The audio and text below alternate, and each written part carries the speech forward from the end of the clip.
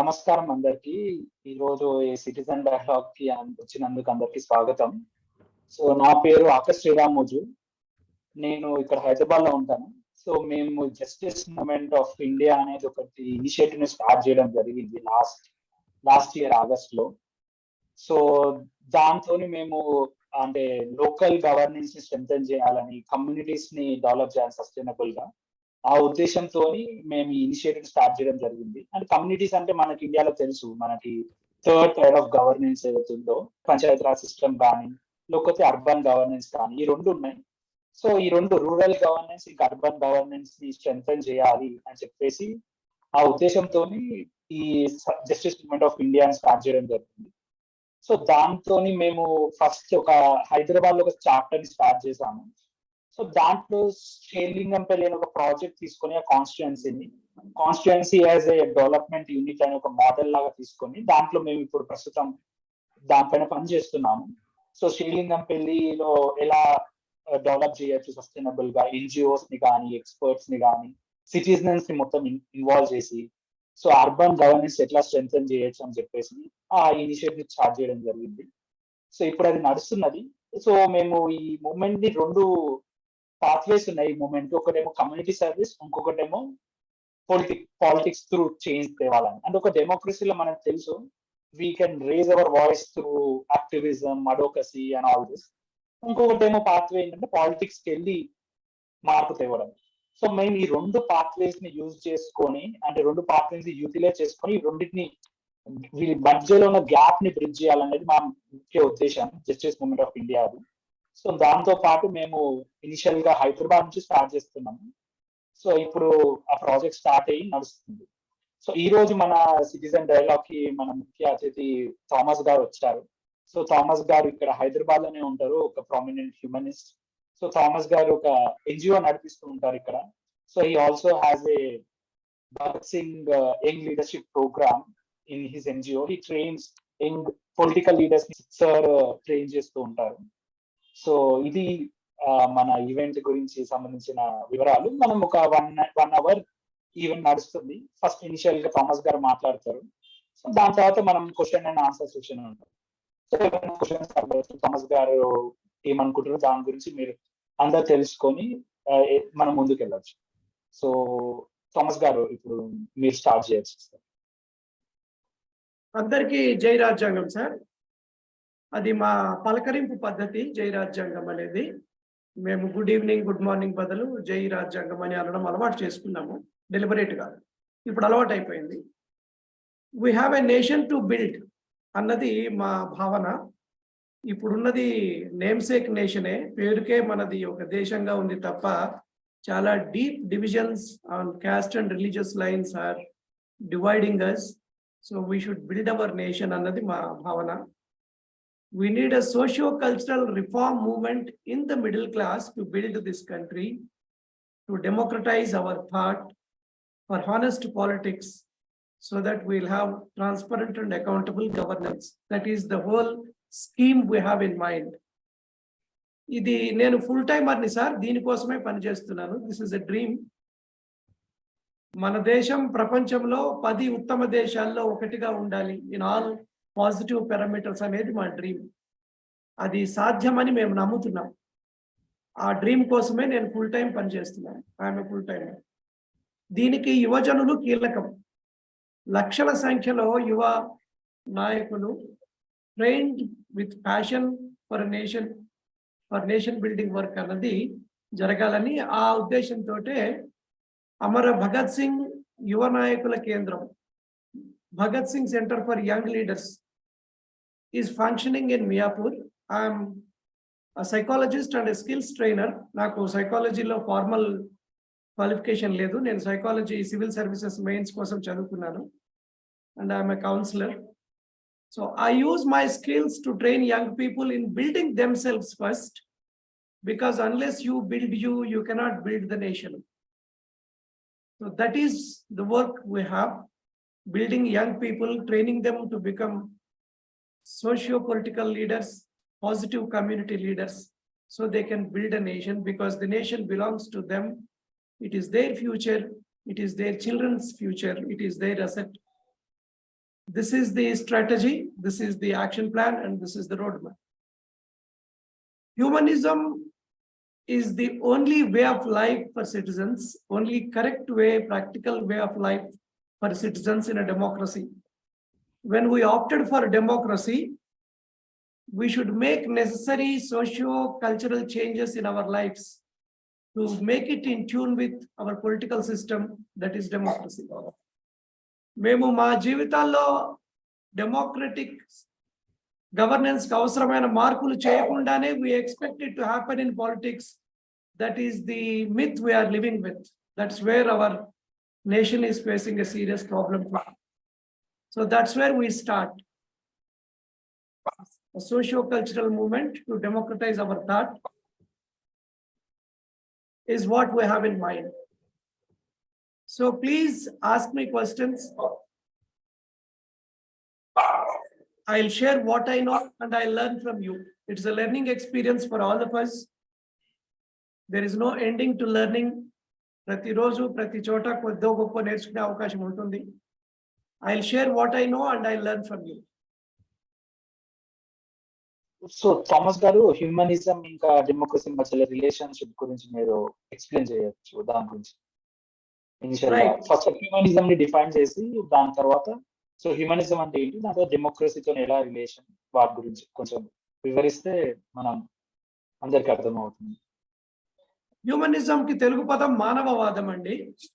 మనిషి కేంద్రంగా ఉండే ఆలోచన అంతా మానవవాదం కిందకే వస్తుంది. Thinking human beings as the centre of our thought.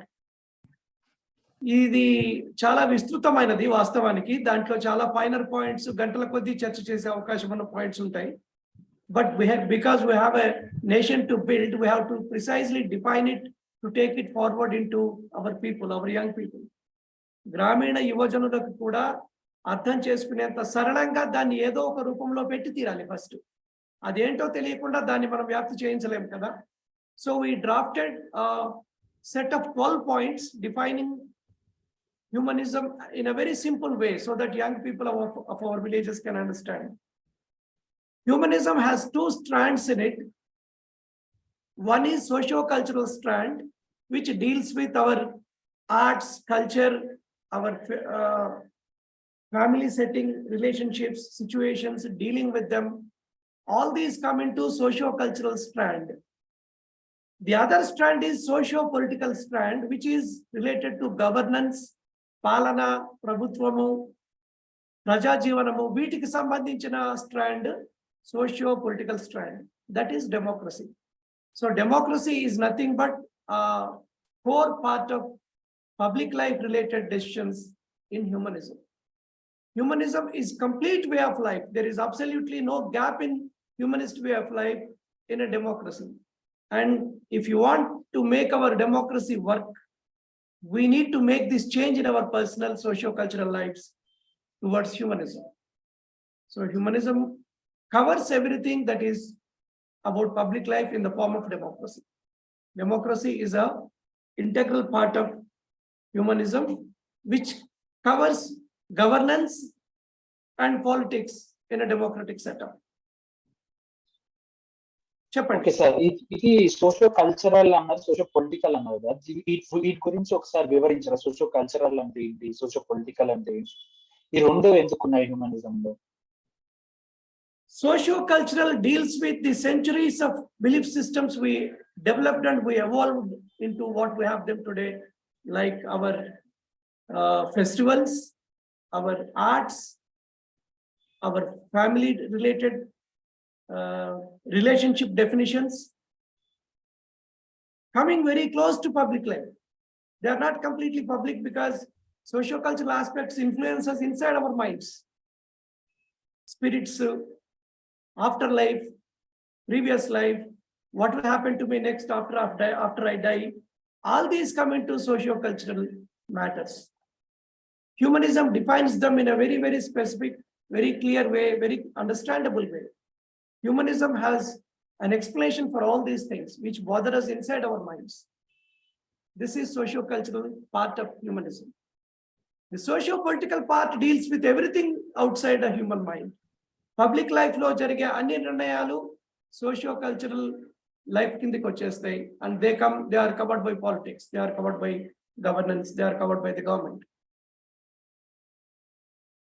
చెప్పండి. సో సోషియో పొలిటికల్ అంటే గవర్నెన్స్ కి సంబంధించి దాంట్లో కాన్స్టిట్యూషన్ ఇంకా డెమోక్రసీ అంటే ఎలా related? Constitution is a rule book to make our democracy function the way we dreamed. Constitution defined the very fine rules through which we should set up our governments and make them work. Constitution is a rule book, sir. Constitution is drafted on the core of democratic spirit and values, which came from humanism. Humanism says all human beings are equal, and those who work must get their work's reward. శ్రమ ఫలితం పొందడం humanism యొక్క ముఖ్యమైన భాగాల్లో ఒకటి. అది ఆ points లో ఉంది, మీరు ఒకసారి అవసరమైతే రిఫర్ చేసుకోండి. One thing I want to make clear here, public life includes home and whatever happens outside your mind, whether it is at home or in other public places, is public life. Because home is a public place, as other people who live in the same home have same constitutional rights like you. You can't say my home is my private space. You cannot say that, because there are other adults living in the same home, may have different opinions and may have a clash with your rights. So public space includes home. Okay, so socio culture అంటే మన mind కి సంబంధించిన మనకి traditions evolve అయ్యా 2000-3000 years నుంచి evolve అవుతున్నాం. మన mind ఎలా షేప్ చేస్తుందో సోషో కల్చర్. సోషో పొలిటికల్ అంటే పబ్లిక్ లైఫ్. సో ఇప్పుడు డెమోక్రసీ అనేది ఎలా రిలేటెడ్? అంటే డెమోక్రసీ అనేది ఇప్పుడు చాలా మంది అంటున్నారు ఫ్యామిలీ హోమ్ లో కూడా డెమోక్రసీ ఉండాలి, అంటే democracy should be the society and as well in the home setting కూడా చాలా మంది అంటున్నారు. ఇవి ఎలా రిలేటెడ్ అసలు ఇవి రెండు? Democracy is a system of governance అండి. పాలనా వ్యవస్థల్లో డెమోక్రసీ కూడా ఒకటి. ఇప్పటి వరకు human societies as we evolved from over thousands of years till date, we devised public life governance systems of various kinds, starting from tribal societies, from villages to kingdoms to empires to monarchies to colonial systems, and we reach a democracy today. ఇప్పటి వరకు evolve అయిన అన్ని governance and political systems లో democracy is the best, because democracy gives an ecosystem for citizens to reach their potential. ఏ వ్యక్తిని తన freedom ని కాదనకుండానే అందరూ తమ తమ ఫ్రీడమ్స్ ని ఎక్స్ప్రెస్ చేసుకుంటూ ఎదిగే అవకాశం కల్పించగల system democratic system. So democratic system is a governance and political system which is in tune with humanism. No other governance system is in tune with humanism. Monarchy is not in tune with humanism. So when we opted for democracy, we very innocently opted for humanism for our personal lives. ఇప్పుడు మా personal life లో humanism ఉండొద్దు, కానీ public life లో డెమోక్రసీలో accountability కావాలి, transparency కావాలి, politics లో హానెస్టీ కావాలని కోరుతున్నాం. This has to be cleared. చెప్పండి. రవీంద్ర గారు చెప్పండి. హ్యుమానిటీకి హ్యూమనిజం కి తేడా ఏంటండి? అవి పూర్తిగా డిఫరెంట్ నౌన్స్ కదా sir. Humanity is collective human beings కదా. Humanism is a way of life. Humanity is a word for collective human beings, both in abstract part and physical part. Humanity అందరూ సంతోషంగా ఉండాలంటే మానవులందరూ అని అర్థం. నీకు హ్యుమానిటీ లేదా అంటే నీ లోపల అది లేదా అని అర్థం. సో అది లాంగ్వేజ్ కి సంబంధించిన తేడా sir. Humanism is a way of life. Humanity describes a different thing. But humanism is a Western philosophy. Basically, it originated in Italy. So how that would be more relevant to any other country? Because in India, we have already the most, acceptable concept as Vasudhaiva Kutumbakam. Yes, it is there in the concept and 12th point anukunta andi chudandi. It is there already. అదే అది already మన అదే అంత extensive గా ఉండగా మళ్ళీ humanism అవసరం ఏముంది అదే కావాలి కదా మనకి. నేను అడుగుతున్నాను. చెప్పండి. అంత ఎక్స్పెన్సివ్ గా ఉన్నప్పుడు మనకి ఈ కాన్సెప్ట్ అవసరం ఏముంది అని ఒక ఆలోచన. దాని మీద హ్యూమనిజం వద్దని అంటున్నారా? హ్యూమనిజం అది వద్దు అంటారా? మనకు అవసరం లేదని అంటారా? వద్దు అనట్లేదు, నేను కావాలి అనట్లేదు, వద్దు అనట్లేదు. కావాలండి, విస్తృతమైన మనకు ఒక ఇది ఉన్నప్పుడు, సిస్టమ్ ఉన్నప్పుడు మనకి ఈ సిస్టమ్, ఆ సిస్టమ్ లో ఏముంది, ఈ సిస్టమ్ లో ఏం లేదు, దాన్ని ఎలా మనము స్టడీ చేయాలి అంటున్నాను. హ్యూమనిజం ఒకటే సార్, అది ఎక్కడ ఆరిజినేట్ అయింది, మొదటిసారి ఎవరు ఆలోచించారు, it is least relevant. Humanism ఎందుకండి మనకు మూలాలే కదా ముఖ్యము, అవి ఎక్కడి నుంచి వచ్చాయి, ఎందుకు వచ్చాయి, అది మన ఎందుకంటే the intention is more important కదా. ఒక person good intention, bad intention, ఆ పర్పస్ ఏంటి అనేది చాలా ముఖ్యం. అవును, అది అయితే లేకుండా అది మనం ఇంటెన్షన్ సరైందా కాదా చూడకుండా మనం అది బ్లైండ్ గా ఫాలో అవడం అది మంచి పద్ధతి కాదేమో దేనికి కూడా. ఇంటెన్షన్స్ ని ట్రాన్స్ఫర్ చేయలేము కదా సార్, భావాల్ని ట్రాన్స్ఫర్ చేయగలం, ఇంటెన్షన్స్ ని ట్రాన్స్ఫర్ చేయలేము కదా. ఇప్పుడు నేను మాట్లాడుతున్నాను, నా ఇంటెన్షన్ ఏంటో మీకు ఎలా తెలుస్తుంది? How can I transfer my intention to you? I can only tell you this is what it is, this will give this result. అలాగే సెంచురీస్ క్రిందట ఎక్కడో దేశంలో ఎవరో ఏ ఉద్దేశంతో చేశారన్నది it cannot be translated into today's our actions కదా. అంటే మనము డైరెక్ట్ గా చెప్పలేకపోయినా when we study history, renaissance period మనము చదివినప్పుడు మనం దాంట్లో మనకు క్లియర్ గా తెలుస్తుంది ఓవర్ పీరియడ్ ఆఫ్ టైం. దానివల్ల అది వచ్చిన తర్వాత ఎటువంటి మార్పులు జరిగాయి, దానివల్ల లాభ నష్టాలు ఏంటి అనేది దాని ద్వారా మనము చూడొచ్చు అనుకుంటాను. అవును, కరెక్ట్ మీరు అన్నది. అయితే ఇంటెన్షన్ ఎక్కడ ట్రాన్స్ఫర్ అవ్వదు కదా, అది ఆ రోజు ఇంటెన్షన్ అనేది మనము ఆ వే ఆఫ్ ఎక్స్ప్రెషన్ లో ఉంటుంది. ఓకే, వే ఆఫ్ ఎక్స్ప్రెషన్ లో ఇంటెన్షన్ ఉంటే నాకు దాని పట్ల మీ అభ్యంతరం లేదండి. అదే అంటే మనం ఇక్కడ see as far as my intention is concerned, there is nothing good or bad, we are just exploring అన్నమాట. అంటే ఒక ప్రతిపాదన వచ్చింది, ఇప్పుడు హ్యూమనిజం అనే ప్రతిపాదన వచ్చింది. ఆల్రెడీ మనకి ఏన్షియంట్ ఎప్పటి నుంచో మనకి ఈ వసుదైవ కుటుంబకం అంటే మనం అందరము జంతువులు, పక్షులు, మన చెట్లు అందరం కూడా సమానం అనే భావన ఎప్పటి నుంచో ఉంది కదా మనకి. మనం ఎవరిని డిస్క్రిమినేట్ చేయట్లేదు, డిఫరెన్షియేట్ చేయట్లేదు. సరిగ్గా ఇదే భావాన్ని వాళ్ళు తీసుకొని ఉంటారు కదా ఇటలీ వాళ్ళు. చెప్పండి ఏమండి, ఈ భావాన్నే వాళ్ళు తీసుకొని ఉండొచ్చు కదా అప్పుడు. తీసుకొని ఉండొచ్చు అంటే మనం ఏంటంటే ఆల్రెడీ ఒక దీనికంటే హయ్యర్ కాన్సెప్ట్, వైడర్ కాన్సెప్ట్ ఉంది కదా. మళ్ళీ దీన్ని మనం డిస్కస్ చేయడము ఎంతవరకు కరెక్ట్, అది ఎంతవరకు మనం అక్కడ అంటే ఒక వాదన వచ్చింది అంటే దీనికి ముందు కూడా ఆల్రెడీ ఇది ఒకటి అనేది వసుదైవ కుటుంబకం అనే కాన్సెప్ట్ ఉంది.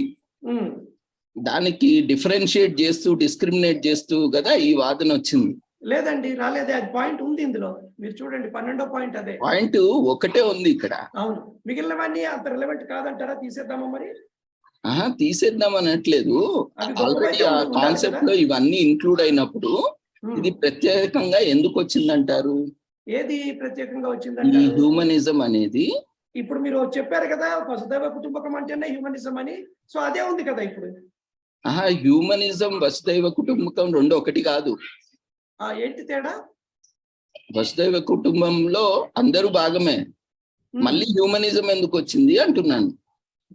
ఆల్రెడీ ఉంది కదా, దాన్ని మళ్ళీ ఇంకా చెప్పడం ఎందుకు అంటున్నాను. దీని పేరు మార్చాలి. ఒకవేళ ప్రత్యేకంగా మనం చెప్తున్నప్పుడు హ్యూమనిజం అని, దానికి ఆ కాన్సెప్ట్ కి తేడా ఏంటో కూడా మనం చెప్పగలగాలి కదా. అప్పుడే మనకి ఇప్పుడు నాలాగే ఎంతో మందికి డౌట్ రావచ్చు కదా. తప్పకుండా అడిగి తీరాలండి, అడిగి తీరాలి, తీరాలి. ఇక్కడ తప్పుగా మనం ఎవరిని తీసుకోవట్లేదు, నేను తీసుకోనండి. అదే మనకి ఏంటంటే ఆ వ్యత్యాసం మనకు తెలియాలి కదా, మనం చెప్పగలగాలి కదా అనేది నా ప్రస్తావన ఇక్కడ.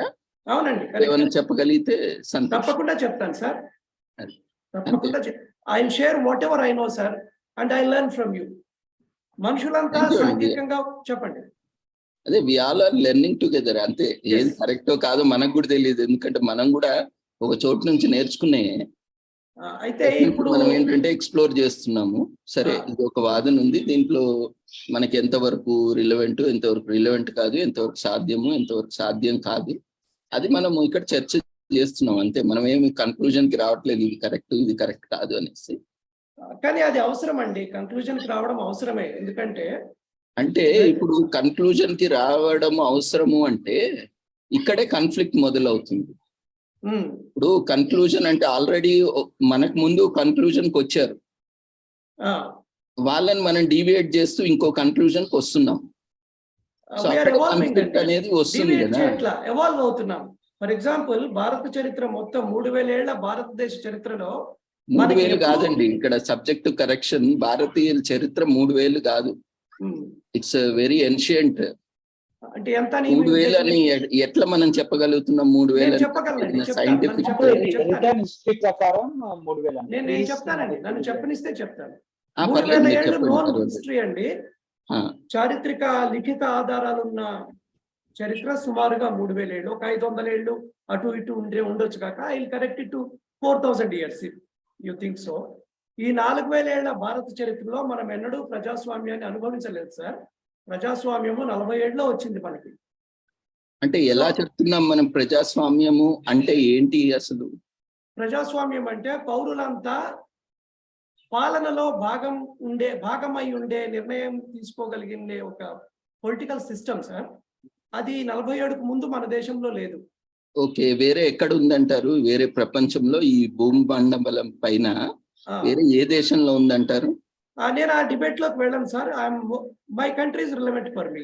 నా చర్చ అలా కాదు, నేను ఏదన్నా మనం రిఫరెన్స్ గా తీసుకోవచ్చా, అక్కడ ఇక్కడ కంపేర్ చేయొచ్చా అని అడుగుతున్నాను. ఎక్కడన్నా ఉందా?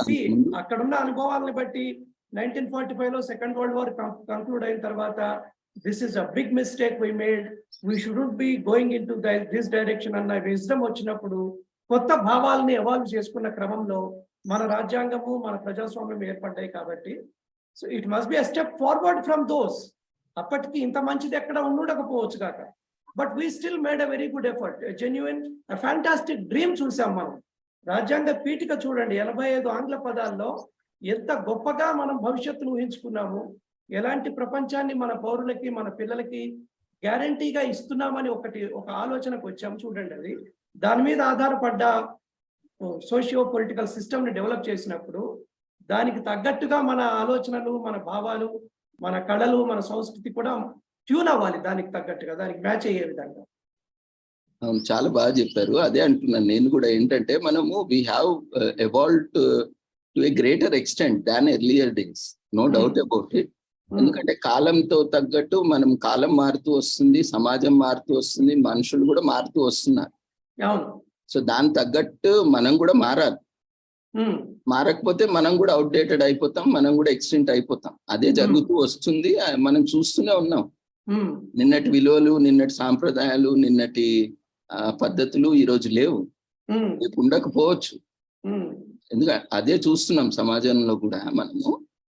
సో ఈ కాన్సెప్ట్లు కూడా ఇట్లాంటి హ్యూమనిజం కానీ, ఇంకోటి ఏదోటి కానీ, క్యాపిటలిజం కానీ, ఇంకోటి కానీ, ఇవన్నీ వచ్చాయి, వస్తూనే ఉన్నాయి. అవి అన్ని కూడా దాని తర్వాత కూడా ఎన్నో వచ్చాయి, థీరీస్ వచ్చాయి. కొన్ని రిలవెంట్ కాదని ఎవరు అడాప్ట్. ఇప్పుడు హ్యూమనిజం అన్ని చోట్ల లేదు, ఎందుకు అంటే దాని లోటుపాట్లు దానికి ఉన్నాయి. సో అలానే డెమోక్రసీ కూడా అన్ని చోట్ల లేదు, ఎందుకంటే దాని లోటుపాట్లు దానికి ఉన్నాయి. ఇప్పుడు అన్ని కంట్రీస్ డెమోక్రటిక్ కంట్రీస్ కాదు కదా. సో అట్లా ప్రతి దానికి మనం యూనివర్సల్ గా అప్లై చేయలేము. మన దేశానికి ఏం అప్లై చేసుకుందాం అన్నది మన ఇమిడియట్ వర్రీ సార్. అయితే ఇప్పుడు మనము అదే మీరు అన్నట్టుగానే మన దేశానికి ఏం అప్లై చేయాలి అనేది ఎవరు నిర్ణయించాలి? ఎవరికి వాళ్ళు నిర్ణయించుకోవాలా, లేకపోతే అది ఎవరన్నా ఒకరు నిర్ణయించాలా? ఒక్కరు నిర్ణయించే అవకాశం లేదండి, పౌరుల చైతన్యమే నిర్ణయించాలి దాన్ని.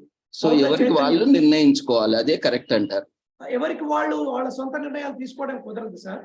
మరి మళ్ళీ మనము వేరే వాళ్ళ తరఫున మనం నిర్ణయాలు తీసుకుంటే ఇంకా అక్కడ ఫ్రీడమ్ ఏముంది? మళ్ళీ మనం బలవంతంగా వారి మీద రుద్దడమే కదా. వాళ్ళు ఒప్పుకోవచ్చు కదండి, బలవంతం ఎందుకు? అది మంచిదని తోస్తే వాళ్ళు ఒప్పుకుంటారుగా. అది ఒప్పుకోకపోతే, ఒప్పుకోనప్పుడు డెమోక్రసీని రిజెక్ట్ చేయాలా, బతికించుకోవాలి, పని చేయించుకోవాలా అన్న చాయిస్ మన ముందు ఉంది. అంటే మనం చెప్పింది ఒప్పుకుంటేనే అది డెమోక్రసీ, ఒప్పుకోకపోతే డెమోక్రసీ కాదన్నా మన అర్థం కాదండి, ప్రశ్నకి నిలబడేది ఏదైనా కరెక్టే అండి. ప్రశ్నకు నిలబడుతుందా లేదా అన్న ఆ విజ్డమ్ ని ప్రతి 100 మందిలో ఒకళ్ళైనా ఈ రకమైన పాజిటివ్ కమ్యూనిటీ లీడర్షిప్ కి అర్హత ఉన్న వాళ్ళు ఉంటారు. వాళ్ళు నిర్ణయాలు తీసుకొని కన్విన్స్ చేయాల్సి ఉంటుంది. ఎందుకంటే ఏ రోజునైనా పౌరులందరికీ ఒకే చైతన్య స్థాయి ఉండదు, ఒకే మెచ్యూరిటీ లెవెల్లో అందరు పౌరులు ఉండరు. అది సాధ్యం కాదు, అది ప్రకృతి విరుద్ధమైన విషయం. కొద్దిగా మెచ్యూరిటీ ఎక్కువ ఉన్న వాళ్ళు ఆ బాధ్యత తీసుకొని తీరాలి.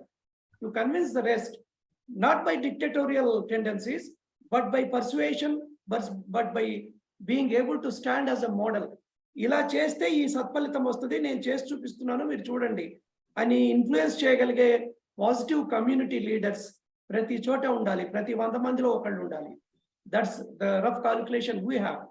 అంటే సుమారు 1 కోటి మంది యువజనులు పాజిటివ్ కమ్యూనిటీ లీడర్స్ అయితే తప్ప మన డెమోక్రసీ, మనం డ్రీమ్ స్వప్నం చూసిన విధంగా పనిచేయదండి. మా ప్రయత్నం అదే. చెప్పండి. చాలా సంతోషము. అట్లాంటి వాళ్ళు రావాలి తప్పకుండా. కమ్యూనిటీ లీడర్స్ అనేది ఉండాలి.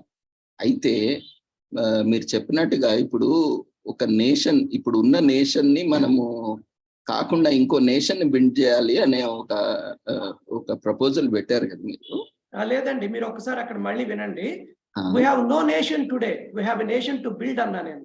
ఇది తీసేసి నో నేషన్ అంటే ఇప్పుడు ఉన్నది నేషన్ కాదన్నా, చాలా డీప్ గా డివిజన్స్ ఉన్నాయి కదండి. we are not owning our country కదా. ఏ దేశంలో లేవండి డివిజన్స్?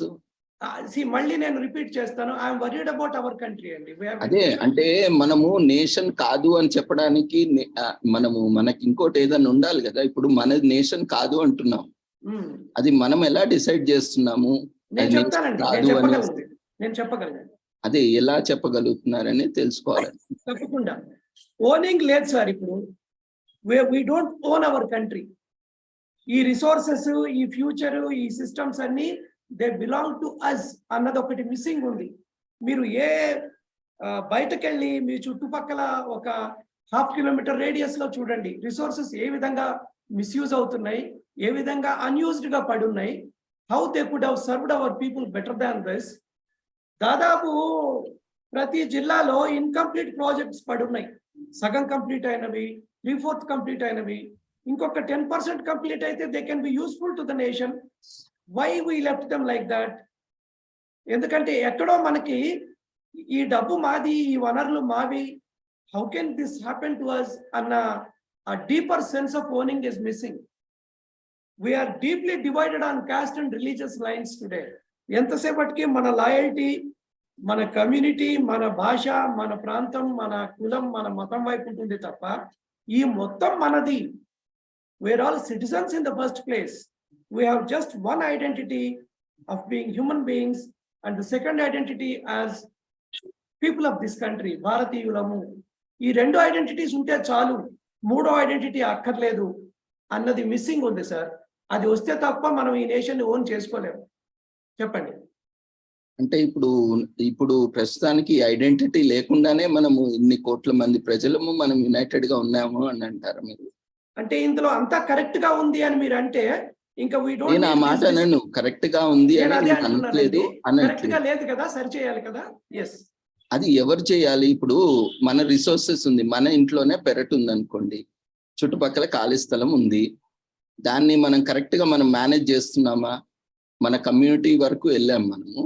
ఫస్ట్ మన ఇల్లు ఉంది, మన ఇంట్లో ఎన్ని చెట్లు ఉన్నాయి, ఇక్కడ ఉన్న మనమే మాట్లాడుకున్నాం.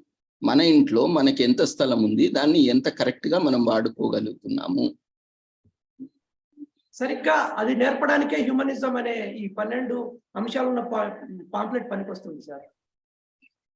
అంటే మీరు ఓకే, అంటే ఇది ఒక ప్రయత్నము, మీరు కూడా ఎన్నో ప్రయత్నాల్లో ఇదో ప్రయత్నం చేస్తున్నారు, దాన్ని అభినందనీయము. అంటే నేషన్ కాదు అనడం అది చాలా పెద్ద స్టేట్మెంట్ అని నా భావన. ఎందుకంటే నేమ్ సేక్ కూడా కాదండి, అంటే దాన్ని కూడా నేనైతే పర్సనల్ గా ఏకీభవించను. I respect your opinion. ఎందుకు అని అంటే నేషన్ అనేది చాలా పెద్ద పదం, చాలా broader way, and you know especially when nation అంటే దానికి చాలా కన్నోటేషన్స్ ఉన్నాయి, దానికి చాలా అర్థాలు ఉన్నాయి.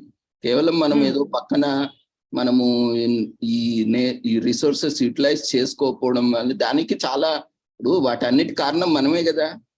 ఎగ్జాక్ట్లీ అదే పాయింట్ నాది కూడా. దాన్ని అల్టిమేట్ సరిచేయడానికి గా మనమే కరప్షన్ చేస్తున్నాం.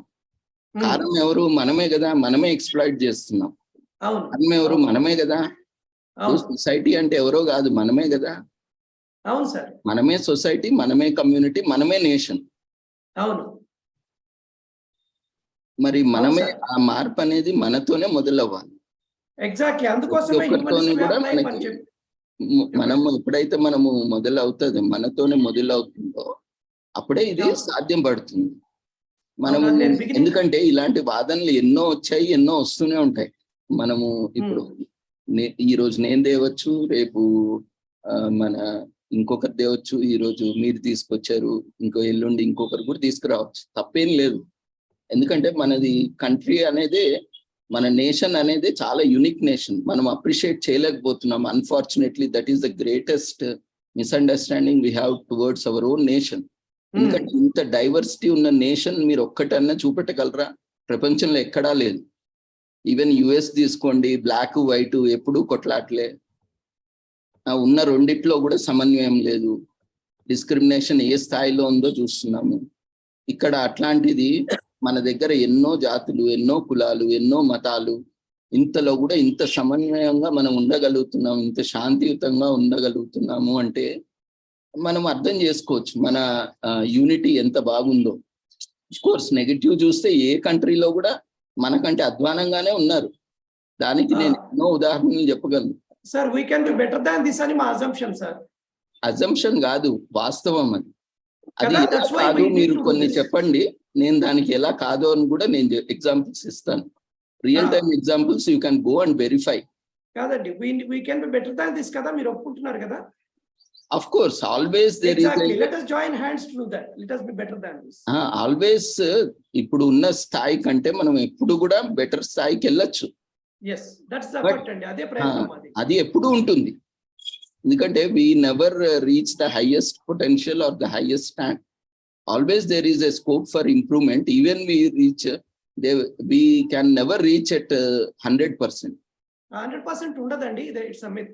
0-100 ఉండవండి, అది స్కేల్ కోసమే ఉంటది. అదే these are absolute values. Sir నన్ను చెప్పనిస్తారా అపేక్షణ? Okay, it's always between 1 and 99 in reality, and the greater reality is between 10 and 90. Scale లో మాత్రం 0 to 100 ఉంటది, because we need to have a reference point కాబట్టి. ఎనీవే చెప్పండి.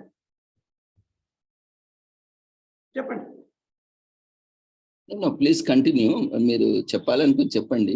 ఏం లేదు, జస్ట్ నేను ఏంటంటే ఈ థాట్స్ అనేది పెట్టాను. చాలా మంది అడుగుతుంటారు కదా, మేము కూడా అటెండ్ అవుతుంటాము, మేము చెప్తుంటాము. సో ఈ హ్యూమనిజం కూడా నేను అంత ముందు విన్నాను. అంటే ఆ సందర్భంలో నాకు కొన్ని అక్కడ అడిగిన ప్రశ్నలు కూడా మీతో షేర్ చేసుకున్నాను. యాక్చువల్లీ నా సొంతంగా కాదు, నేను విన్నయి మీరు ఎలా రెస్పాండ్ అవుతారు, దానికి ఏ విధంగా మీరు అంటే మీరు ప్రతిస్పందిస్తారు అనే ఉద్దేశంతో మీకు షేర్ చేసుకున్నాను. అది నా పర్సనల్ ఒపీనియన్ కాదు. ఒకటైతే పర్సనల్ గా as for as I studied, I felt that India is far better than any other country, and I can prove it also because I have substantial evidence, and it is far better than any country in this world, no doubt about it. Of course, there are many things where we can go ahead, where we can improve, but still comparatively I have studied various nations also and their cultures, traditions, and I am observing also. Today people are observing and learning, and okay, because we are we have to appreciate this university in diversity. That's why I was against saying that word, that this is not nation. Otherwise I have no thing, and you are very well doing. Please continue. Thank you very much, sir, for the kind words. ప్రపంచంలో India లాంటి complexity ఉన్న దేశాలు ఒక 5-6 ఉన్నాయి sir. China, Greece, Iran, Egypt, Turkey. These countries can be compared with Indian complexity, Indian history, and the socio-political evolution. Anyway, మనం ఏ స్థాయిలో ఇప్పుడు ఉన్నామన్నది అది వాస్తవంగా కళ్ళ ముందు కనబడే నిజం. ఇంతకన్నా మనం బాగా ఉండగలము, ఉండవచ్చు. మన ప్రజలు they deserve better than this అన్న అజంప్షన్ తోటే మా మొత్తం స్ట్రాటజీ వర్కౌట్ అయి ఉంది sir. We can be certainly better than this, and we're not doing as well as we should have done. మన ప్రియాంబుల్ చూడండి, ఎంత ఫ్యాంటాస్టిక్ డ్రీమ్ చూసాము.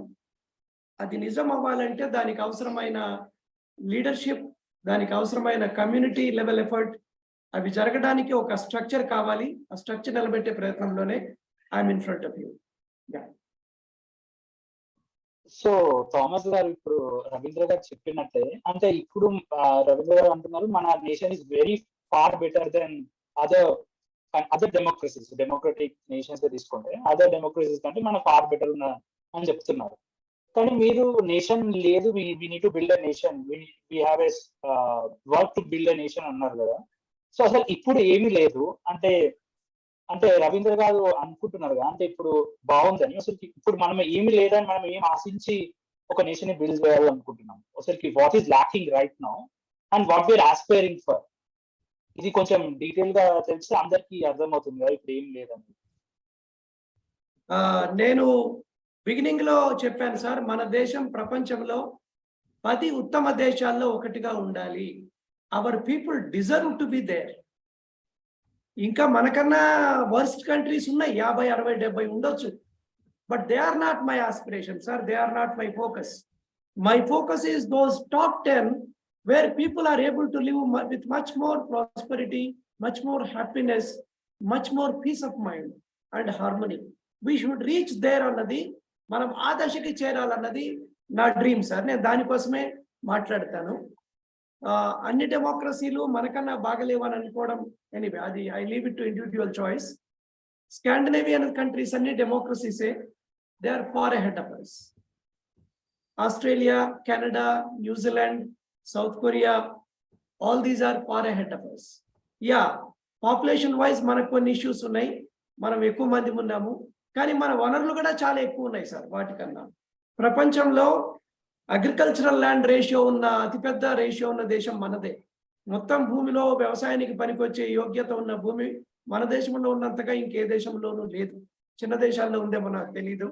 All big countries have far less farm land than us.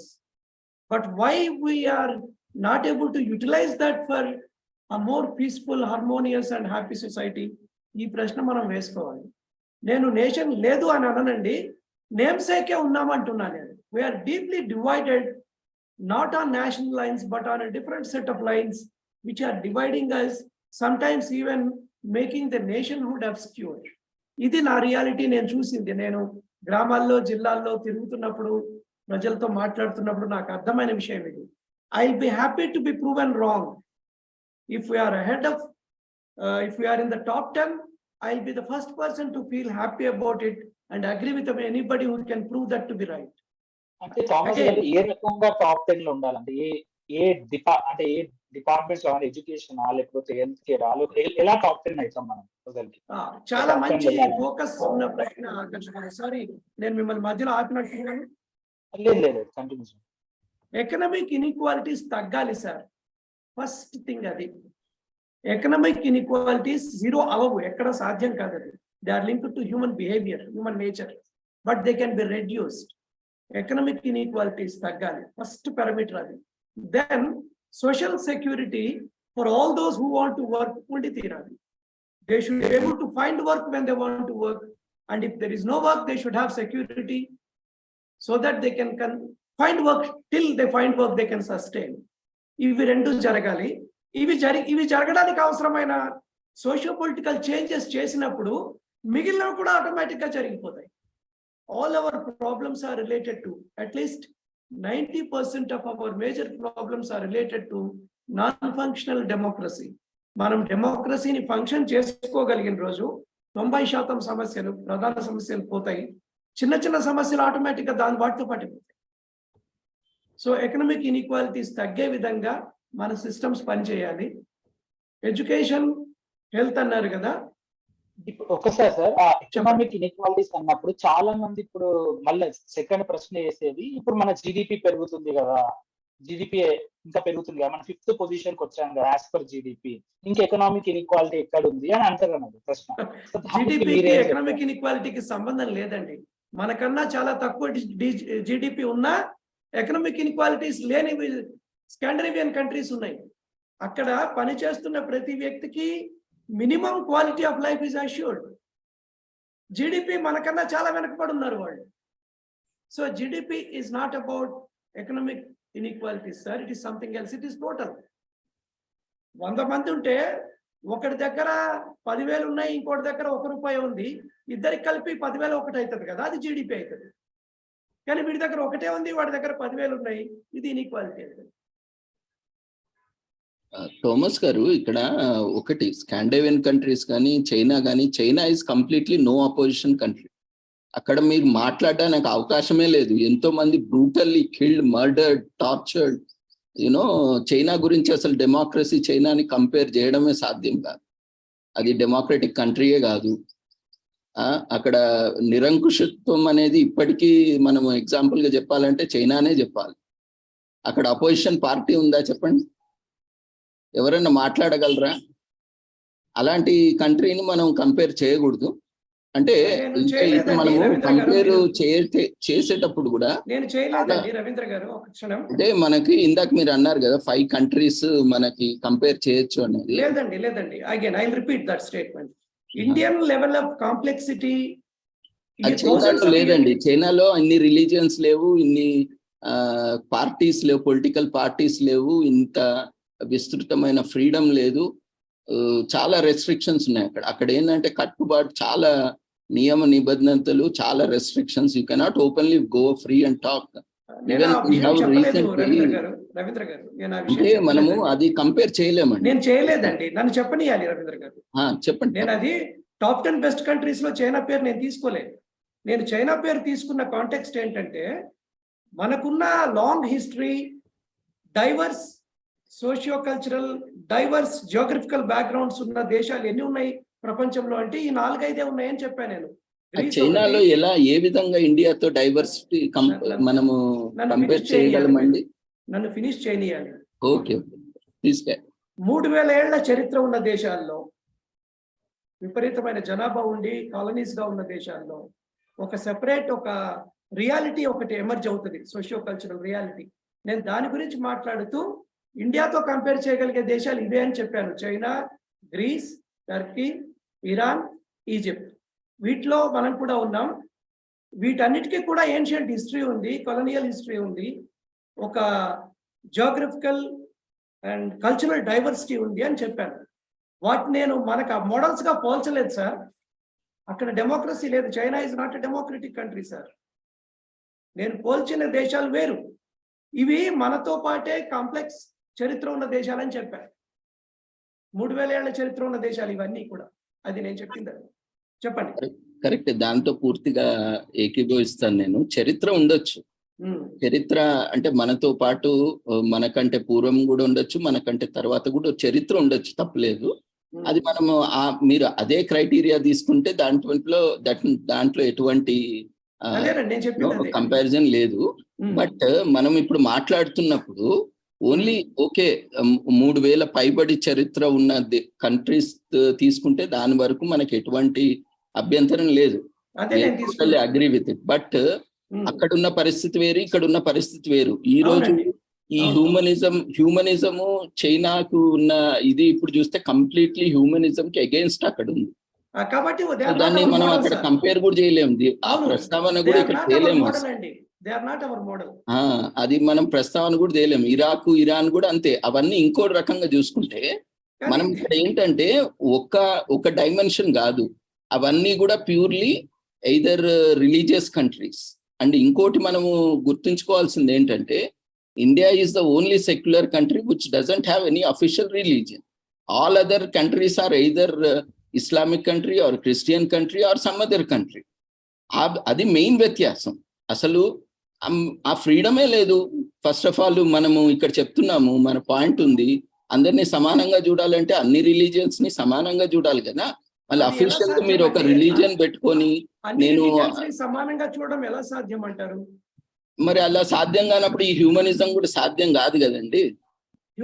మనం అందరినీ equal గా చూడాలి. మీరు ఒక పాయింట్ యాడ్ చేశారు దాంట్లో, అందరినీ కూడా ఇర్రెస్పెక్టివ్ ఆఫ్. ఇప్పుడు మనం చెప్తున్నాం ఇక్కడ ఏంటి, అందరినీ ఇక్కడ డివిజన్స్ ఉన్నాయి అంటే ఇంత కాంప్లెక్సిటీ ఉంది కాబట్టి మనం అందరినీ రెస్పెక్ట్ చేస్తున్నాం కాబట్టి అన్ని రిలీజియన్స్ ఇక్కడ థ్రైవ్ అవుతున్నాయి. అక్కడ అలా లేదు కదా, అక్కడ ఓన్లీ ఒకటే రిలీజియన్. సార్ రవీంద్ర గారు చెప్పండి. రిలీజియన్ అనేది పబ్లిక్ లైఫ్ లో ఎలాంటి స్థానం లేని ప్రైవేట్ మ్యాటర్ కదా. కానీ అఫీషియల్ రిలీజియన్ ఎందుకు అప్పుడు ఇన్ని కంట్రీస్ అఫీషియల్ గా ఇస్లామిక్ కంట్రీ లేకపోతే క్రిస్టియన్ కంట్రీ అని పెట్టడం తప్పు కదా. అవును, మన కంట్రీలోనే ఇన్ని అంటే అట్లా మీరు ఈ స్కాండినేవియన్ కంట్రీస్ అంటున్నారు, ఇరాన్ అంటున్నారు, వాటికి వీటికి అసలు పోలికే లేదు. అసలు మనం ఇక్కడ మనము మీరు అన్నారు కదా 5 కంట్రీస్ అన్నప్పుడు అవి కేవలం చారిత్రకంగా ఈక్వలే కానీ మిగతా ఏ విషయాల్లో కూడా ఈక్వల్ గానే కాదు. మీరు ఆ కాంప్లెక్సిటీ ఎక్కడా లేదు. క్లియర్ చేస్తాను. సో థామస్ గారు ఈ 5 కంట్రీస్ అనేది మనకి 3,000 years ఉన్న హిస్టారికల్ ఎవల్యూషన్ అయ్యి వాళ్ళ కల్చర్స్ ఉన్నాయో వాటి గురించి ఎగ్జాంపుల్ చెప్పిండు. డెమోక్రటిక్ సెట్టింగ్ లో టాప్ 10 ఉన్న దేశాలు ఏవంటే అవి స్కాండినేవియన్ కంట్రీస్ యొక్క మోడల్ చెప్తున్నాను. అవి వేరే ఎగ్జాంపుల్, అది వేరే ఇది వేరే ఎగ్జాంపుల్. అట్లనే ఒకసారి క్లియర్ చేద్దాం అనుకున్నాను. రాహుల్ ఏదో అంటున్నావు, you want to ask a question? Yeah. I quickly wanted to say something. ఒక్కటి నేను నిన్న హ్యూమనిజం తో నాకు అనిపించింది ఏంటి అంటే one thing is I really like that humanism encourages rational thinking, living by logic, which is also what I try to follow in my private life. కాకపోతే it puts intrinsic value on humans and only humans alone. But ఇప్పుడు రవీంద్ర గారు చెప్తున్నట్టు మన ancient concept of వసుదైవ కుటుంబంలో plants, animals, non humans and humans కలిపి మనం ఒక intrinsic value ఉంటుంది. కాబట్టి ఇప్పుడు మన ట్రైబల్స్, ఆదివాసీస్ ఎవరైతే ఉంటారో వాళ్ళు లీడ్ చేసే life it's already they make sure everyone is respected including non humans and humans. Humanism లో బికాస్ వీ పుట్ ఓన్లీ నిన్న నేను ఒక సినిమా చూస్తుండే అండి, హాతీ మేరా సాతి అని. దాంట్లో లీడ్ యాక్టర్ ఏమంటాడంటే ఏనుగులు ఉంటాయన్నమాట, వాళ్ళు కొన్ని వనరులు తీసేసుకుని అక్కడ గోడ కట్టేస్తారు. అయితే ఆ లీడ్ యాక్టర్ ఏమంటారంటే పిఎం రావాలి, ఎందుకంటే ఏనుగులకు కూడా పిఎం మన పిఎంఏ. సో ఆ ఏనుగులకు కూడా మన పిఎంఏ, హ్యూమన్స్ కూడా అదే పిఎం, ఆ ఏనుగులకు కూడా అదే పిఎం. వీళ్ళకి ఏనుగులకు న్యాయం జరగాలి. కొన్ని వేల సంవత్సరాల నుంచి ఏనుగులు ఈ రూట్ లో వెళ్తున్నాయి, ఇప్పుడు గోడ కట్టేస్తే అవి అంతరించిపోతాయి అని అంటారు అన్నమాట. So there is always a clash between human development and harm to nature and animals. So ఈ క్లాష్ ని ఎట్లా సాల్వ్ చేస్తారు అంటే we have to put intrinsic value on non humans also. ఇది మీరు అగ్రీ చేస్తారా? ఈ ప్రశ్న నాకేనా సార్? అవునండి, మీకే. ఈ ప్లానెట్ ఈజ్ యూనిక్ కదా ఫర్ హ్యూమన్ బీయింగ్స్, ఇంకెక్కడ హ్యూమన్ బీయింగ్స్ లేరు కదా. So we have a duty to protect it కదా, with all its diversity and fauna and flora కదా. ఆ విజ్డమ్ రావాలంటే అది హ్యూమనిజం మాత్రమే నేర్పగలదు సార్. బట్ హ్యూమనిజం ఎక్కడ మెన్షన్ చేయదు కదా, అంటే they put intrinsic value and importance on humans and humans alone. There is no specific mention. ఇప్పుడు కూడా మీరు మాట్లాడుతున్నప్పుడు there is no specific mention of animals and the rest of the planet, flora fauna మీద పక్కన పెట్టే. And it feels like humanism sort of feels like it's encouraging consumerism. అంటే obviously మనం ఎన్ని వనరులు తీసుకొని అంత డెవలప్ అవుతా ఉంటే మనం ఒక డెవలప్ నేషన్స్ అవుతాము. ఇప్పుడు US not the definition of humanism sir, I am sorry, that's not the definition. No, but what I meant was there is no intrinsic valuation of other entities other than humans. నేను దాని గురించి అంటున్నా. ఇప్పుడు రవీంద్ర గారు చెప్పినట్టు వసుదైవ కుటుంబం అనే concept లో there is intrinsic value assigned to everything, not only humans. So but in humanism it's only assigned to humans అని ఇది మీరు దీనికి వెళ్ళేస్తారు. అండ్ ఇంకో క్వశ్చన్ ఏంటంటే how do you counter human progress and then harm to nature? There's an eternal conflict, right? So how do we solve that? There cannot be a conflict only because human beings need the nature. There cannot be a conflict. This conflict is the result of the greed undi kada. This planet can supply the needs of all but not the greed of a few ani undi kada. Humanists believe that. we limit that. We need to keep everything. See, గాలి దగ్గర నుంచి మొదలవుతుంది కదా human right, fresh air, pure air. అది ఎలా వస్తుంది sir? Unless we make changes in our livelihoods, in our life styles. ఒకడు నాకు BMW ఉంటే తప్పక ఆఫీస్కి పోను అంటే అది హ్యూమనిజం కాదండి. That's opposite to humanism sir. I can explain this much better. అయితే ఈ మీడియం ఆఫ్ ఎక్స్ప్లెనేషన్ లో, ఈ ఫార్మాట్ లోనే కొన్ని లిమిటేషన్స్ ఉన్నాయి కాబట్టి, and it takes longer because there are finer points and the explanation needs questioning and answering in a repeated continuous way.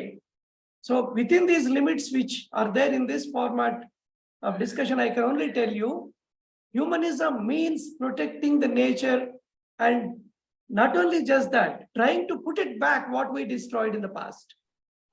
Industrial revolution time లో టన్నులు బొగ్గు కాల్చేసి ఏ డ్యామేజ్ మనం ఇర్రివర్సిబుల్ చేసుకున్నామో దాన్ని తిరిగి చేయడానికి హ్యూమనిజం ఒక్కటే మార్గం sir. Human beings know the value, humanists know the value. Thomas గారు, మీరు హ్యూమన్స్ వాల్యూ తెలుసుంటే ఈ రోజు మనం మొత్తం నేచర్ ఇంత సఫర్ అయ్యేది కాదు. ఈ రోజు సస్టైనబుల్ డెవలప్మెంట్ గోల్స్ గురించి యునైటెడ్ నేషన్స్ కానీ మనం కానీ మాట్లాడే అవసరం ఉండేది కాదు. We are the most irresponsible creatures on the planet. మాట్లాడాల్సి వస్తుంది. అవును, అందుకే మాట్లాడాల్సి వస్తుంది. ఈ హ్యూమనిజం వల్ల నా పర్సనల్ గా నేను వస్తుందని అనుకోను. ఎందుకంటే హ్యూమనిజం అనేది కాన్సెప్ట్ ఫెయిల్ అయింది. అది యాక్చువల్లీ ఫెయిల్ అయిన కాన్సెప్ట్ ని మళ్ళీ మనం ప్రవేశపెడుతున్నాము. ఇఫ్ ఇట్ హ్యాస్ డన్, అది ఇంట్రడ్యూస్ అయినప్పుడే అన్ని కంట్రీస్ అడాప్ట్ చేసుకోవాల్సింది. అది చేసుకోలేదు, అది ఫెయిల్ అయిన కాన్సెప్ట్. ఇప్పుడు దాని మీద మాట్లాడి మనకు పెద్ద ఉపయోగం కూడా ఉండదు. ఎందుకంటే it doesn't address all those things. And exploiting అంటే ఇప్పుడు మనం రిసోర్సెస్ ఎందుకు ఖాళీ పెడుతున్నాము అంటే అది నేచర్ కి కూడా అవసరము. ఇప్పుడు మనకి గ్రీనరీ కావాలి. ఇప్పుడు గ్రీనరీ లేకుండా దొరికిన చోట కన్స్ట్రక్షన్ చేసుకుంటూ పోయడం వల్లే ఈ రోజు క్లైమేట్ చేంజ్ మనం చూస్తున్నాం. Temperatures are rising steadily. As per recent IPCC report ఏం చెప్పింది, ఇంకో నెక్స్ట్ 10 years లో most of the islands will disappear and sea levels are rising. Today మనకు అక్కడ ఖాళీ ఉంది కదా, చెట్లు నరికేద్దాము, ఆ చెట్టు మనకు ఉపయోగపడుతుంది కదా, అది కాయలు కాదు కదా, దాన్ని నరికేద్దాము, దాన్ని వాడేద్దాము, అక్కడ ఇల్లు కట్టేద్దాము, ఒక ఇండస్ట్రీ కట్టేద్దాము అంటే that is not a sustainable development.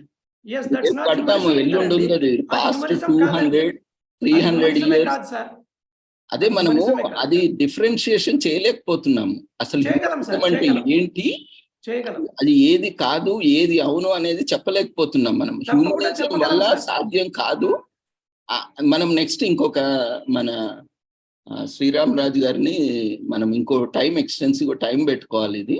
But దీంతోనైతే సాధ్యం కాదు. ఇది ఫెయిల్ అయిన మోడల్. ఎందుకంటే ఇది వచ్చిన దగ్గర నుంచి ఎన్ని కంట్రీస్ అడాప్ట్ చేశాయి, దాని మీద కూడా మనము ఈరోజు రీసెర్చ్ చేయాల్సిన అవసరం ఉంది. ఇక్కడ ఉన్న వాళ్ళందరూ కూడా అది ఎందుకు ఫెయిల్ అయింది, ఎందుకు సక్సెస్ కాలేదు అనేది మనం ఆలోచన చేస్తే ఆటోమేటిక్గా మనకి ఆ సమాధానం దొరికిపోతుంది. ఎందుకు అందరు అడాప్ట్ చేయలేదు దాన్ని, ఇంకా ఎందుకు అది ఒక కొద్ది మంది ప్రజలకే, అది కొద్ది మంది వరకే లిమిట్ అయ్యింది అని అంటే చాలా లిమిటేషన్స్ ఉన్నాయి దీంట్లో. ఇది more of capitalistic model, more of consumer model. అది అన్నట్టుగా ట్రూలీ డజంట్ రిఫ్లెక్ట్ వసుదైవ కుటుంబకం. అది కంప్లీట్ గా ఇగ్నోర్ చేస్తుంది మిగతా ఎలిమెంట్స్ ని. సో దానివల్లే ఈరోజు కొన్ని వేల millions and billions of years ఉన్న ప్లానెట్ ఈరోజు డిస్ట్రక్షన్ లోకి వచ్చిందంటే బికాస్ ఆఫ్ ఈ 200-300 years లో మనము 300 billions కాపాడుకుంటూ వచ్చిన ప్లానెట్ ని ఈరోజు డిస్ట్రాయ్ చేసాము అంటే ఆ over utilization, exploitation of resources. ప్రతిదీ కనిపించిందల్లా మనం వాడుకోవాలి అనుకునే ఈ విపరీత ఆలోచనలే మనం ఈరోజు మనం ఉన్నదానికి కారణం. అవి ఉన్నాయి అంటే ప్రకృతికి ఉపయోగపడతాయి. మనం ఈరోజు ఉన్నాయన్నీ ఈరోజు తినేస్తే రేపు మనం వచ్చే పిల్లలు పుట్టే వాళ్ళకి వాళ్ళు ఏం తింటారు, వాళ్ళకుండే చెట్టు ఏంటి, వాళ్ళకున్న కొండలేంటి. ఈరోజు మన ఈ విపరీత ఆలోచనే మనని ఈరోజు ఈ స్థితికి తీసుకొచ్చింది. అక్కడ ఉంచాలి. మనకి 85% మనం వాడుతున్నాము అంటే రిసోర్సెస్ 25% మాత్రమే ఎప్పుడు వాడాలి మనం. ఆ మిగతా 75% ఎప్పుడు ఫ్యూచర్ జనరేషన్స్ కి ప్రిజర్వ్ చేసి ఉంచాలి. ఈ రోజు మన పరిస్థితి ఏంటంటే ఇప్పుడు అన్ని స్టాటిస్టిక్స్ చూసుకుంటే ఫారెస్ట్ డిపార్ట్మెంట్ కానీ, వాటర్ ఇరిగేషన్ డిపార్ట్మెంట్ కానీ 75% వాడేసి 25% కూడా లేవు మన దగ్గర. ఇంకేం వాడతాము? ఉన్న 25% వాడితే ఇప్పుడు 300 సంవత్సరాల్లో మనం చేసిన నష్టం ఇంకో 30 సంవత్సరాల్లో మనం కూడా అంతరించిపోతాం. You take it for granted. Already ఇప్పటికే ఎన్నో జీవాలు అంతరించిపోయాయి, మనుషులు కూడా అంతరించిపోయే రోజు త్వరలోనే ఉంది. ఎందుకంటే ఏముండవు, తినడానికి ఏముండవు, temperatures are rising. If you take IMD reports, just open చేసి చూడండి వెబ్సైట్ లో, continuously every year temperature is rising. There is no fall in the last few decades. And the solution is humanism, sir. అదే అంటున్నాను, humanism not a solution, that a failed model అంటున్నాను. అది already fail అయిన model లో మళ్ళీ మీరు అదే అంటే అది ఇంకా సరే, మీరు జస్టిఫై చేయండి. బట్ వెరీ వెల్ ప్రెజెంటెడ్ అండి. See, there is no difference of opinions are always there, but I very well appreciate you for coming forward and putting forward your proposal, and I just have one appeal, Ravindra Garu. Repeatedly question me. You are giving me an opportunity to explain the finer points of humanism in the today's context. Please go ahead. If time permits, please go ahead. Format, yeah, sorry. 6:30 దాకా continue చేద్దాము. నేను ఒకటి చెప్తాను, నాకు కూడా నేను చాలా మంది నుంచి తింటున్నాను, హ్యూమనిజం అంటే హ్యూమన్ సెంటర్డ్ అయినా, అంటే వీళ్ళు నేచర్ గురించి పట్టించుకోరా అంటే. ఏదైతే రెనెసెన్స్ టైంలో ఇటలీలో హ్యూమనిజం స్టార్ట్ అయిందో, చాలా మంది హ్యూమనిజం స్టార్ట్ అయింది వాళ్ళ ఒరిజిన్ ని మర్చిపోతారు అంటే తెలీదు. అంటే హ్యూమనిజం అంటే సైంటిఫిక్ థింకింగ్ పైన డిపెండ్ అవుతుంది. ఎవిడెన్స్ అయితే ఇవాల్వ్ అవుతుంటారో ఆ సైన్స్ ని మనం తీసుకొని మనకు తగ్గట్టు మనం వ్యవహారాలను తీర్చేయాలని చెప్పేది హ్యూమనిజం. సో హ్యూమనిజం అనే వర్డ్ తోనే అందరూ చాలా హ్యూమన్ సెంటర్డ్ అని ఫీల్ అవుతున్నారు. కానీ ఇప్పుడు సైంటిఫిక్ గా ఎవాల్వ్ అయ్యి మన క్లైమేట్ చేంజ్ గురించి ఇంత ఇన్ఫర్మేషన్ సైంటిస్ట్ ఇస్తున్నప్పుడు, క్లైమేట్ చేంజ్ రియల్ గా అవుతుంది అని చెప్పేసి హ్యూమనిస్టులు కూడా బిలీవ్ చేస్తారు. ఒక సైంటిఫిక్ ఎవిడెన్స్ ఉంది కాబట్టి క్లైమేట్ చేంజ్ రియల్ గా అవుతుంది, మనమే తప్పు చేసాం కాబట్టి హ్యూమనిస్టులే కాపాడాలి అంటే హ్యూమనిజం బిలీవ్ చేసేటోళ్ళు కూడా వాళ్ళు వచ్చి ఇది కరెక్ట్, క్లైమేట్ చేంజ్ అవుతుంది, సస్టైనబుల్ డెవలప్మెంట్ కావాలి అని వాళ్ళు కూడా అనుకుంటారు. కానీ అందరికి ఎందుకు ఇక్కడ ఇంకా ఒక డౌట్ఫుల్ సిచ్యువేషన్, డైలమాలు ఎందుకున్నది? హ్యూమనిజం అనేది హ్యూమన్ సెంటర్డ్ అయినా, ఇంకా నేచర్ ని పట్టించుకోరా వీళ్ళు అని ఈ డైలమా ఉంది. ఎందుకంటే చెప్పారు, ఒక ఇంటెలెక్చువల్ మెస్ లో ఇరుక్కున్నాం కదా sir. Every concept has been discussed and taken so far without actually giving any concrete application to real life ని పక్కన పెట్టేసి డిబేట్ ని ఫర్ సేక్ ఆఫ్ డిబేట్ లాగా tons of volumes of literature develop చేసుకున్నాము, hours and hours of discussions చేస్తున్నాము. But when it comes to application, మీరు నేను ఒక కొద్ది మంది చేస్తే కుదరదు కదా. We need this message to reach 140 crores of people కదా. సో దానికోసం వాళ్ళకి అర్థమయ్యే రీతిలో మినిమం డిబేట్ తో అర్థమయ్యే పాయింట్స్ డ్రాఫ్ట్ చేయలేకపోతే debates will continue without any result. For example, ఇందులో పాయింట్ నెంబర్ 5 చూడండి. హ్యూమనిజంలో it is giving complete emphasis to labour sir, machines కాదు. Human health, human wisdom depends on the ability to work with your hands. శ్రమని గుర్తించడము, శ్రమని గౌరవించడము, శ్రమించడము, this is humanism. Industrialisation, ప్రాజెక్టులు కట్టడము కాదండి. ఇందాక రవీంద్ర గారు అన్నారు అన్ని కట్టేయకూడదు. ఎందుకు? నేను కట్టేయకూడడం గురించి అనలా. స్టార్ట్ చేసి దాని మీద వనరులు పెట్టి అది ఇంకొక కొంచెం పెడితే ఉపయోగపడే దశకు కూడా చేర్చకుండా నేషన్ వనరులన్నీ ఎలా వేస్ట్ పడున్నాయో చూడమని ఎగ్జాంపుల్ గా అప్పుడు చెప్పా ఓనింగ్ ద నేషన్ గురించినప్పుడు. I was not talking about building everything everywhere. No, I was talking about something in reverse to that. You spent money on something, but you are not getting benefit out of it. ఇంకొక kilometre road వేస్తే ఆ గ్రామ ప్రజలకి హాస్పిటల్కో బడికో వెళ్ళే అవకాశం ఉంటుంది, కానీ వేస్తలేరు. And none of us are bothered because we think, yeah, it's not my work. Who am I to ask?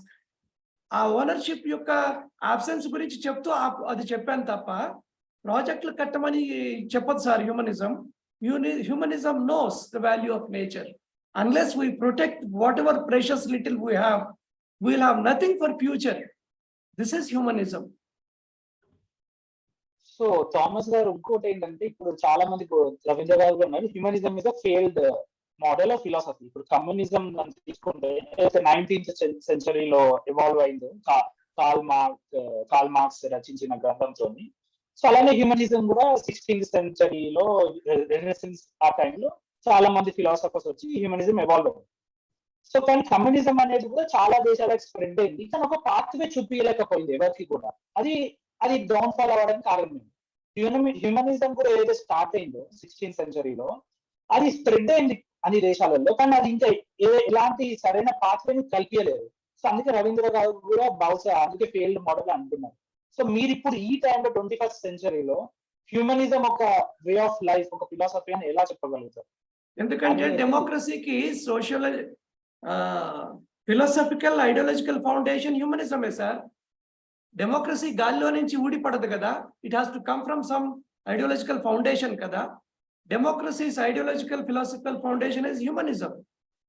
మనుషులంతా సమానమే అని ఎవరు చెప్తారు అండి? రాజులు చెప్పరు. రాజరికంలో మనుషులంతా సమానమని ఉండదు. డిక్టేటర్స్ చెప్పరు.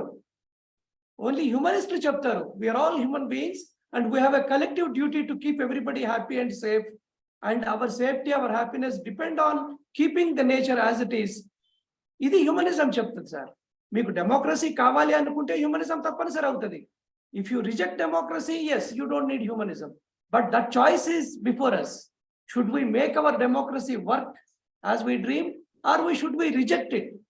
If we reject it, yes, we have a right to reject it also, but then what do we have in its place?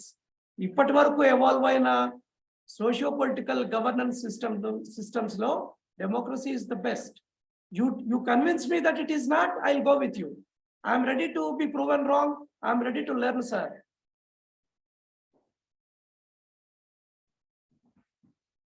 Okay, Siddharth, question ఉందా? Siddharth, do you want to ask a question? Nothing. Okay. So Thomas గారు ఒక్కసారి మీరు summarise చేస్తే then we can conclude the session. తప్పకుండా sir. We have a nation to build and we should dream that our country should be in the top 10 best countries of the world in all positive parameters. ఈ best countries గురించి నేను చెప్పినప్పుడు there is not only economic lesser inequality, but there is less crime, there is more happiness, more caring and sharing, and more care towards keeping nature as it is, making it rich enough so that we have fresh pure air to breathe and fresh water readily available in streams which is drinkable. ఆ స్థాయికి చేరిన దేశాల ఆదర్శంగా మనం ఆ స్థాయికి చేరాలన్నదే dream sir. ఈ dream సాధ్యం కావాలంటే మన డెమోక్రసీ పనిచేయాలి. మన డెమోక్రసీ పనిచేయడానికి అవసరమైన socio cultural, socio political shifts మన జీవితాల్లో వచ్చి తీరాలి. నాకు నా జీవితంలో డెమోక్రటిక్ స్పిరిట్ ఉండదు, కానీ రాజకీయాల్లో మాత్రం ఉండాలని కోరుకుంటే అది జరిగే పని కాదు. If I have a political aspiration, political leadership aspiration, and I have a nation building aspiration, I must start working by living humanist way of life today. Thank you, Thomas garu. Thank you for giving us your time. Siddharth, thank you. Ravindra garu, thank you. I am stopping the recording now.